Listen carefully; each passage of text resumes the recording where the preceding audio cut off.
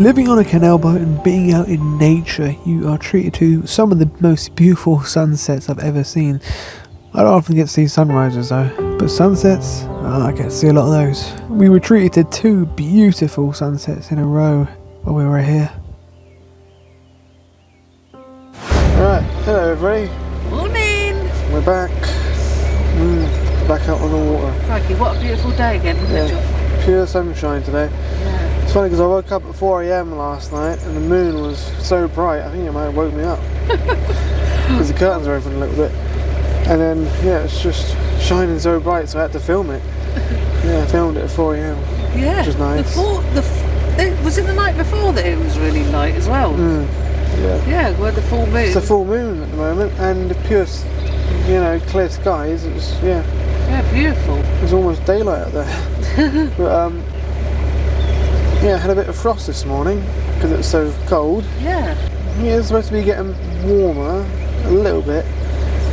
But, I have seen in the forecast that this nice spell of weather is going to come to an end soon. The thing is, we don't even mind it being cold as long as the sun's shining like this. It's absolutely beautiful. Yeah.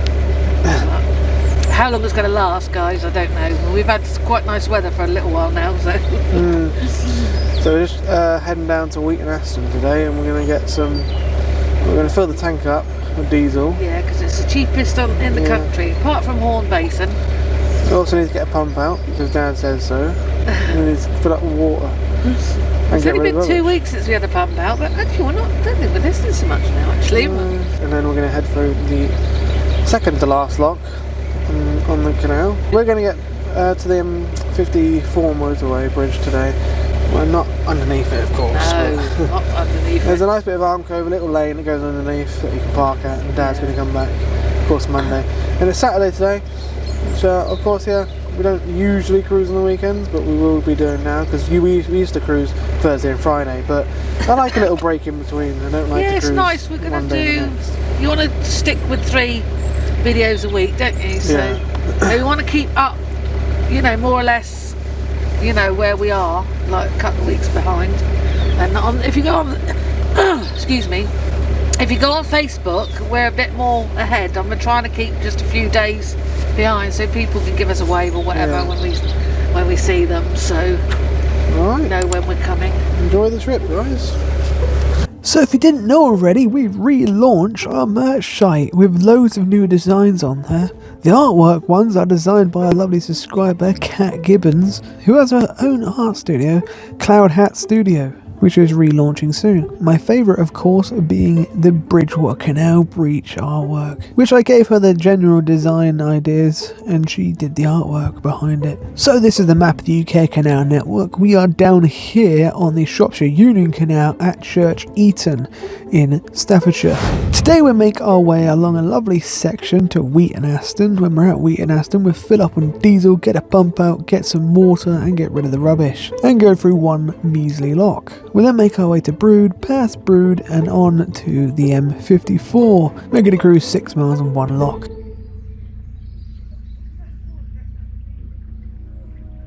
As you can see, the towpath does actually cross over here. Not quite as elegant as the snake bridges on the Macclesfield Canal, designed by the same engineer, Thomas Talford, but it's the same principle. It lets the horse cross over the other side without getting the rope snagged while towing the boat. Why the towpath had to change sides is probably down to legal disputes back when they were acquiring the land around here. Whichever landowner objected the less or charged less, I guess they would choose that side to put the towpath on. Well, this is High On Wharf and would have been one of the wharfs along the Shropshire Union Canal, of course. There's really not much going on here.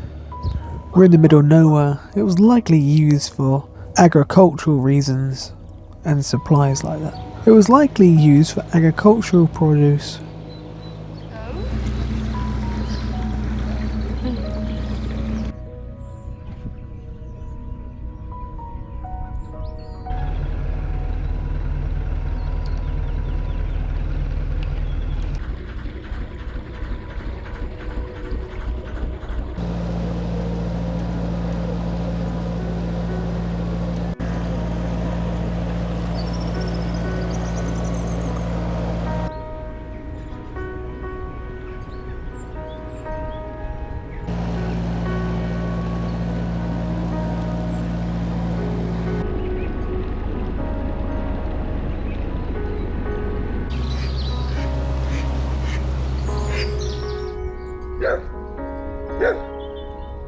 Little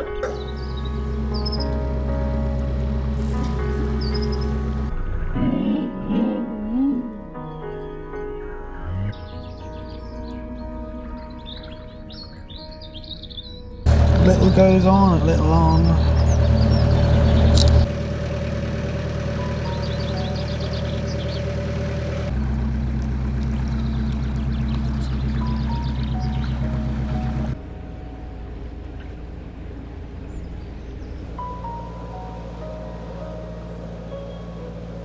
Time to enter back into a cutting now. It's just beautiful with the lovely dappled sunlight.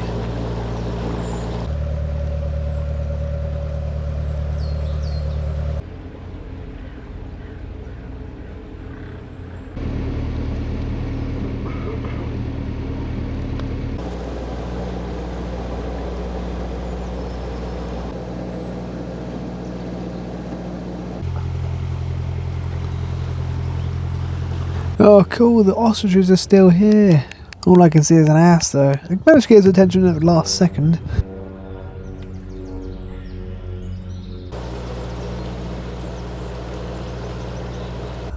Oh, I just seen him in the corner of my eye and I managed to pick up the camera and just about. Luckily I had the telephoto lens on and get a shot of him. Usually they fly off by the time you get any close to them. You can't see it from the canal, but we're actually going past RAF Wheaton Aston. That's why I'm going to fly the drone up. It began construction back in October 1940 as a relief landing ground for RAF Hickson. It also became a place where they would train the pilots. Pilots on the Emperor training scheme at Wheaton Aston received refreshers and night training on airspeed Oxford aircraft before being posted out to an operational training unit. Fun enough, it was in the middle of nowhere, but it was actually the second busiest in Staffordshire, apart from RAF Lichfield, with around 8,773 hours of flying time in the day and 2,600 at night, and that's just over the course of May in 1944. It meant that there was 15 aircraft permanently in the air for 30 days. The thing is though, this does actually tie into the canal because the canal fooled some of the pilots during night training because of how straight it was, and at least one aircraft, an American P-47 Thunderbolt, ended up in the canal, with the aircraft undershooting the airfield and plunging into the canal. Whilst the pilot avoided serious injuries, the aircraft was dragged out of the canal and scrapped. The Luftwaffe dropped a 500-pound bomb on the base, according to the locals. But the number of crashes in the fields around the station by aircraft under training were just as memorable as the aerial bombardments. There was a lot of casualties and crashes. Although training did continue after World War II, it was surplus to requirements, and the base was abandoned in 1947. But up until 1965, the former airbase buildings were actually used to house Polish immigrants. Well, it's now been turned back into a farm, as you can see.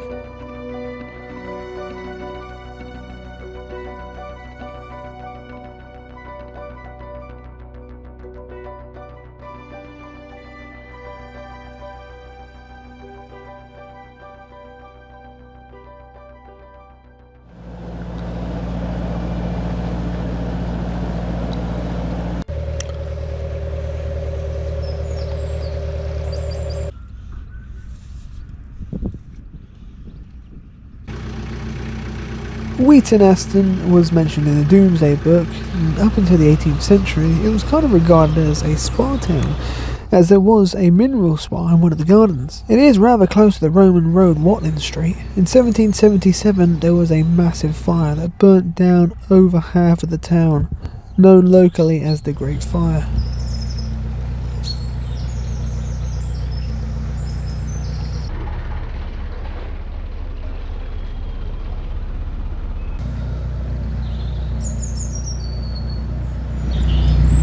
Here they are again. Yeah.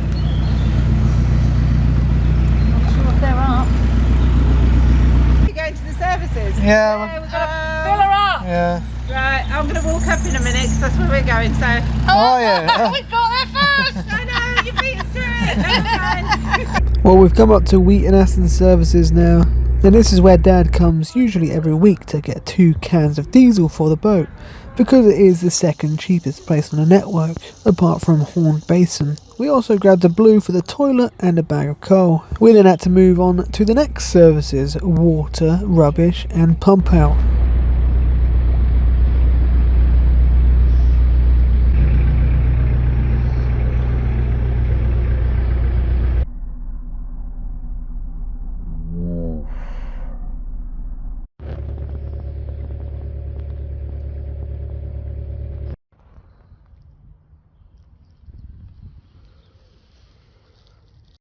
So we tied up, got the pump out in, which is on the other side, annoyingly, and Mum got the water in and got rid of the rubbish. Put the water in then. After that, it was time to go through the last lock, apart from the stop lock right at the end, the lonely Wheaton Aston lock. Yay, we got one! We got a lock on our side.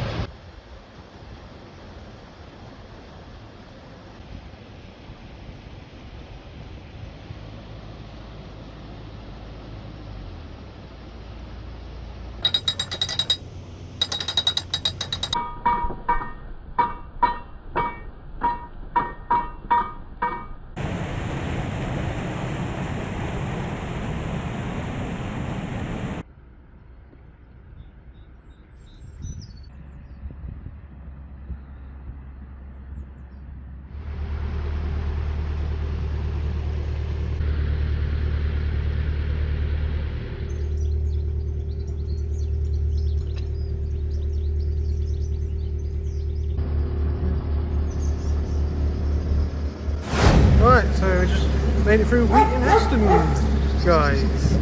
Yeah. Recognised a few times. It's funny, even the fishermen, even a couple of fishermen recognised, 2 or 3 fishermen recognised us, didn't they? That's it. But we have, we've done I actually shut it.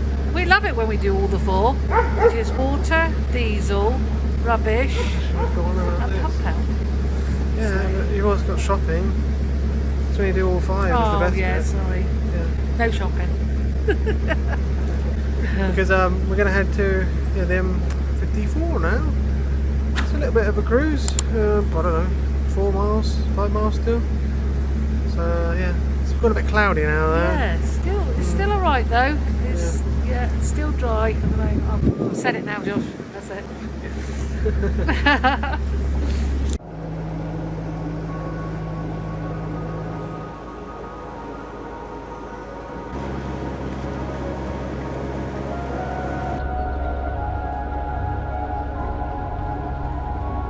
We're heading through another quite deep cutting now, but without the dappled sunlight. It's a bit dreary and drab in here, and there is a lot of fallen down trees. This happens every year, and at some point there's going to be no mature trees left along these cuttings. At the rate they're falling down.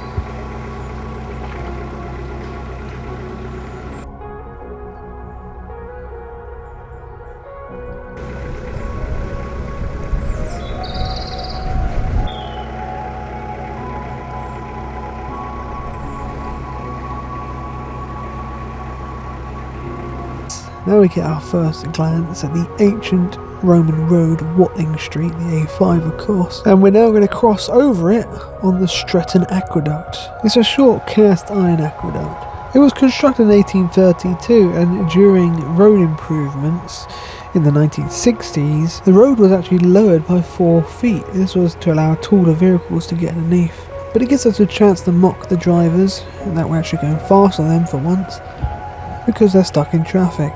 Sadly though, this was one of Telford's last aqueducts he ever did, as he died in 1834.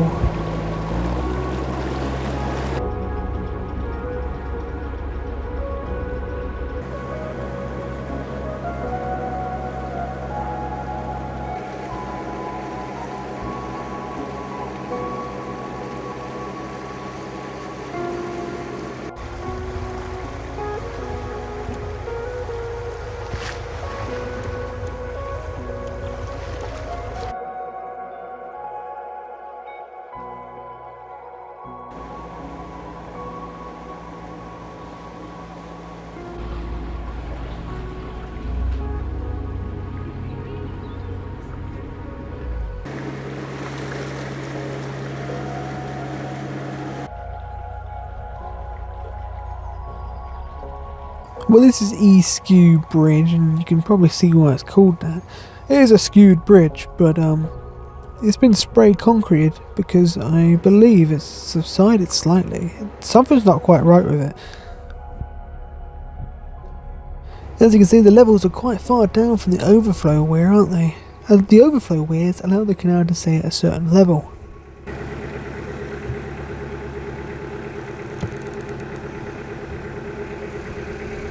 Make sure it's a long shot. Lovely to see ya. Yeah, you too. See ya.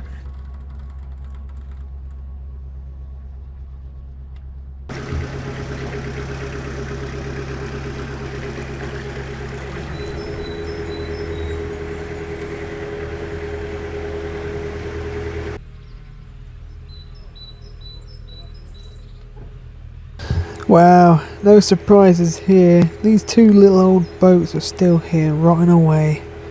What a shame.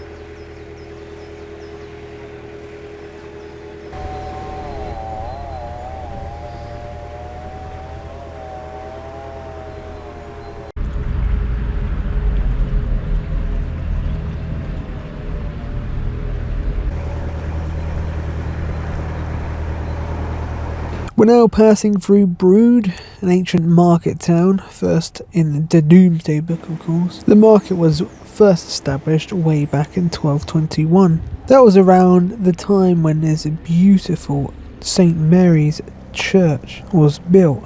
It's undergone numerous alterations and restorations, of course. It's not really a market town anymore though, as competition from Wolverhampton pretty much killed all that off.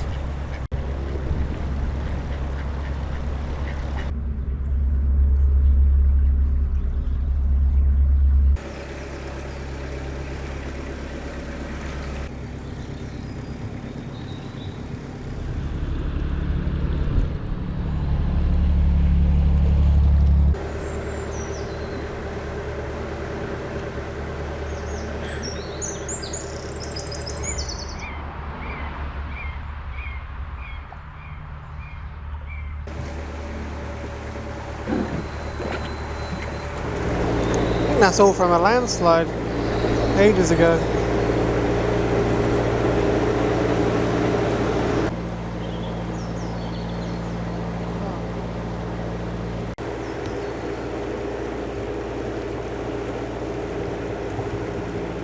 So this is the most ornamental bridge on the Shropshire Union Canal, Bridge 10, built around 1830. It of course carried a drive for carriages on one of the main approaches to the Chillington Hall, which we will go and explore later.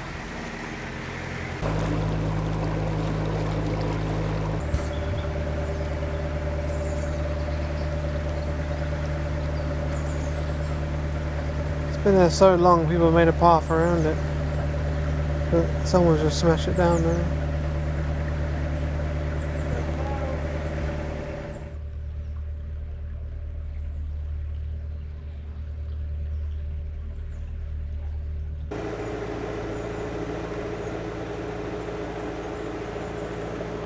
So this is Chillington Wharf, and was likely a wharf for the Chillington Hall. Of course, boats would have been originally able to get up to the wash wall there, but not anymore. I imagine it's only about 6 inches deep. There used to also be private moorings along here, but for some reason they've all been taken away, and all you can see now is the old boardwalks of them.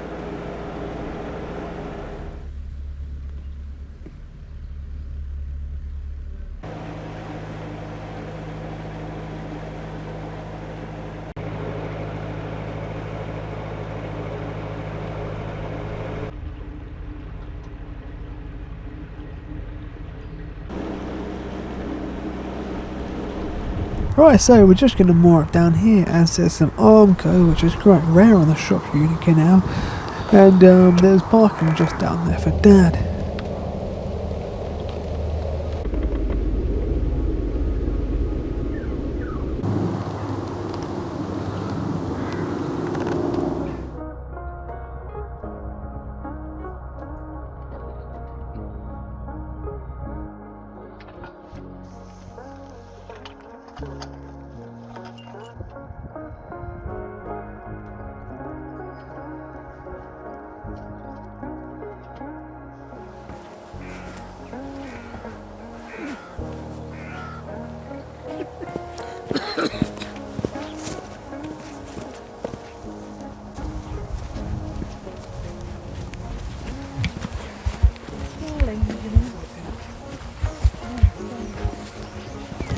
We're now moored up, and we're going to go back and see Chillington Hall, that lovely elegant bridge that went underneath is there for the Chillington Hall. So I think it's been there since, well, the building now it's like a Georgian style hall, and it's been there since 1724, I believe.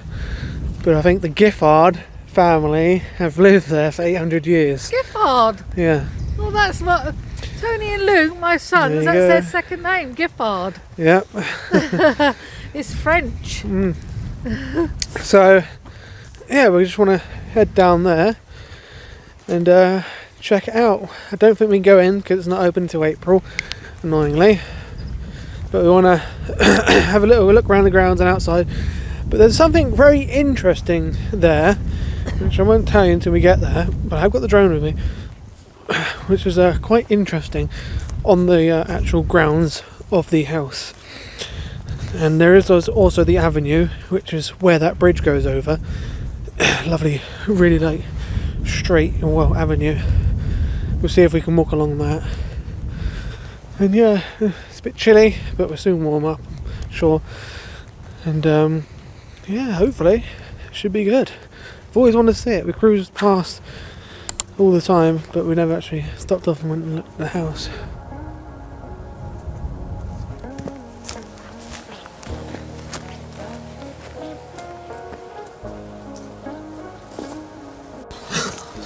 Annoying, isn't it? Weird. Public footpath, but there's no access, official access between the canal and the... You've got to go through the little hole. It's right for you.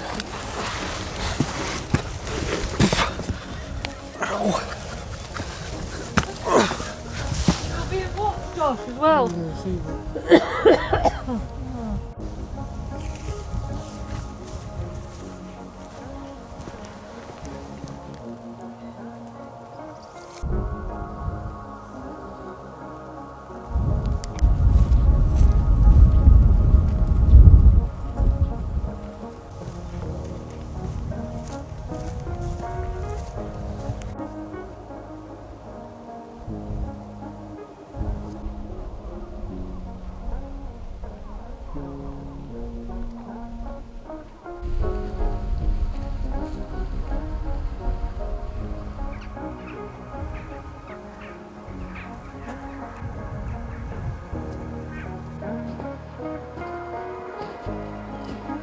We're just walking along Park Lane at the moment. Not Park Lane, London.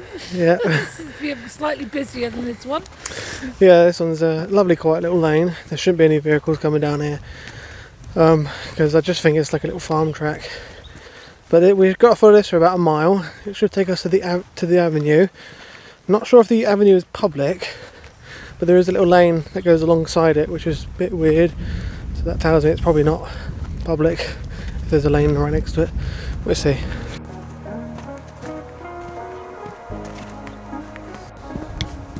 I do love an old ancient lane though like this. Something quite nice about them. Got some bluebells there coming up soon.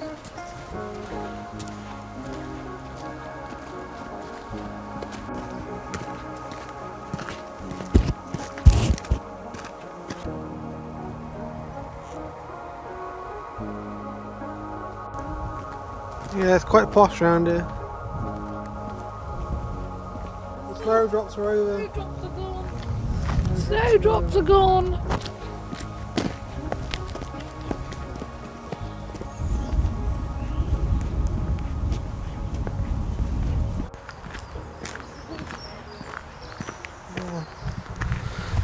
So we are actually on the avenue now. This would have been a nice, well-kept lane and used to go over the canal, but I assume a new road was put in and they don't need this part anymore. So that's why it's all overgrown. Nice car park there if you wanted to do this walk. Yeah, we just need to walk up here and it will take us to the road where we cross over, and then you will see the proper avenue. And yeah, we'll see, maybe we can do it. Well, it was the avenue that, but you can see up to the house now.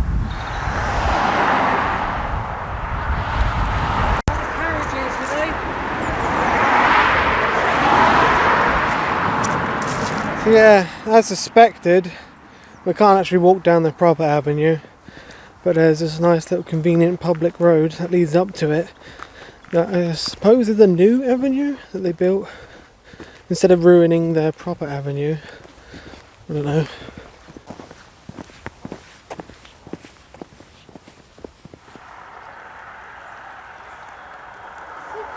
Doesn't matter how rich you are, you can't do nothing about public footpath crossing your land. So yeah, we're not allowed to walk the avenue, but you're allowed to strictly stick to the footpath. But it means we do actually get to see and look down the avenue, which would be pretty cool.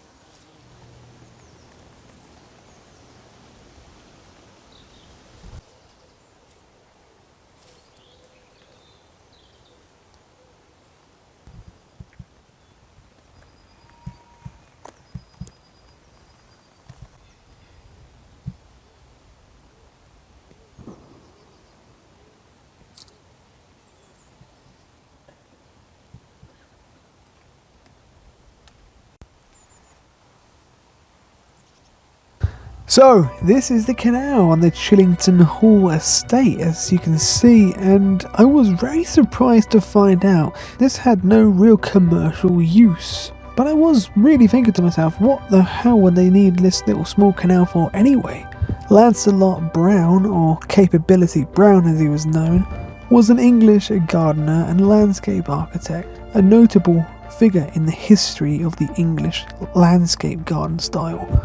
He designed more than 170 parks in his life, and this was one of them. He got the nickname Capability because he would tell his clients that their property had capability for improvement. Some of his other work includes Balvor Castle, Blenheim Castle, Warwick Castle, Harewood House, and many, many more. This was back in the 1760s. Finding any information about this canal is very hard because there isn't much really. It was literally designed just to be a lake. As you can see, there was a boathouse which they would have had a boat in, and I guess they would have gone on little trips up and down the canal and into the lake. It still is nonetheless a really cool thing to see, and I wish I could have seen it on foot, but I was disappointed to find out that it was just a garden feature. Which I do find funny because a lot of the very rich people who had houses and halls around canals would often look down upon canals and wouldn't want them passing through their land. But here we have a canal built on the lands of a hall by the owners on purpose. But a lot of that came down to the boatmen. Boatmen were looked down upon as illiterate and as the working class, and there was a big, massive class difference back in those days. The boatmen would also hunt a lot of game off of the hunting reserves of a lot of the landowners, so they didn't like that over. But let's move on to Chillington Hall itself. This is actually the third house built on the site. In the 12th century there was actually a stone castle on the site, of which can still be seen in the cellars of the present house. The original house was replaced in the 16th century by Sir John Giffard, And then Peter Giffard began the third building by demolishing and replacing part of Sir John's Tudor house in 1724. This rebuilding replaced the existing south front of 3 stories in red-facing brick.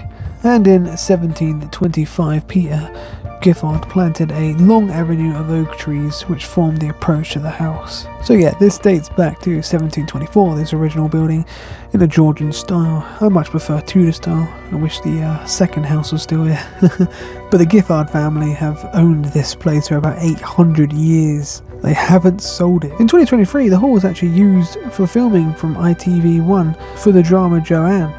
And I think there's something going on here because one of the locals told me, and I could definitely see a cherry picker which they would have used for a high shot. And there were some big old trucks there which likely carry all the camera gear. I think part of Benedict was filmed here too.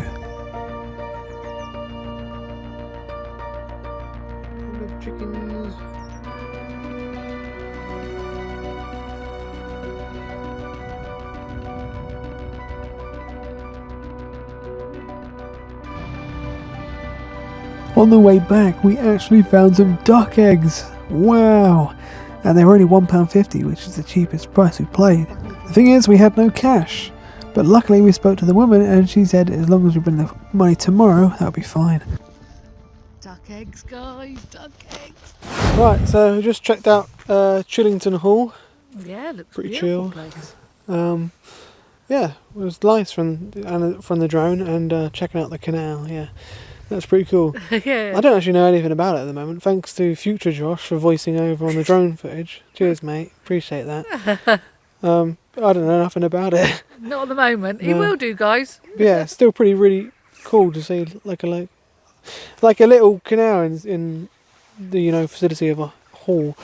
I've seen it in a few places before, but most of them are actually gone.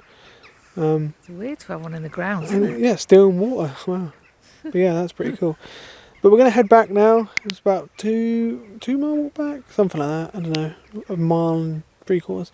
But we're not going to film that like we did last time. We've seen the good bit today. Yeah. We've seen the interesting bit. We don't need to take up any more of your time. But thank you very much for watching, guys. Please like and subscribe.